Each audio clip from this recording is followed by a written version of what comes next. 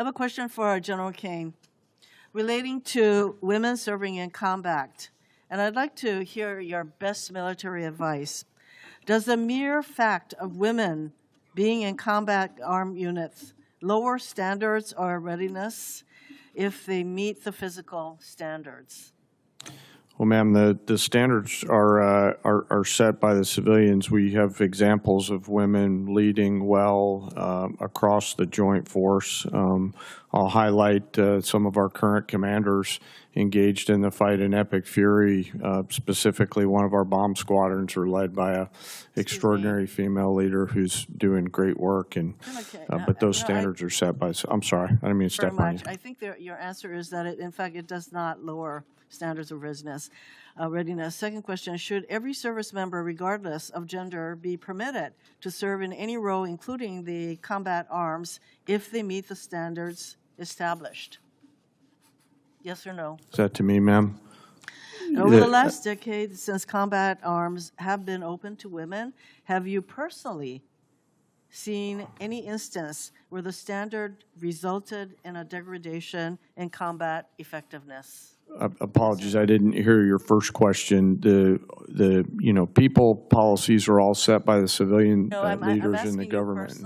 Could you repeat the question again? I'm sorry, ma'am. Over the last decade, since combat arms have been open to women, have you personally seen any instance where the standard resulted in a degradation in combat effectiveness?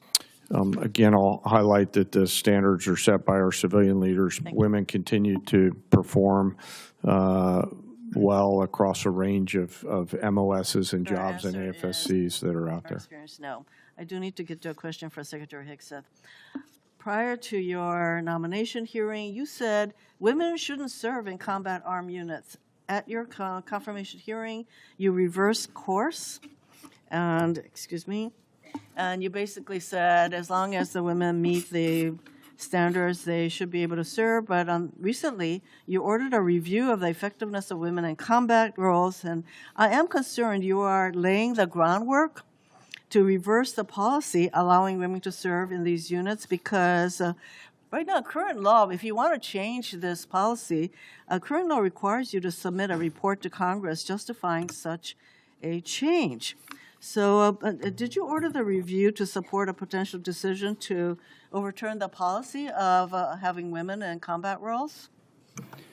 We are laser focused on standards. The highest male standard for every combat arms position should be the standard. And 10 years into this, we are reviewing it, which is what the American people would expect. Also, there's nothing illegal about a war that defends the American people and prevents Iran from having a nuclear bomb.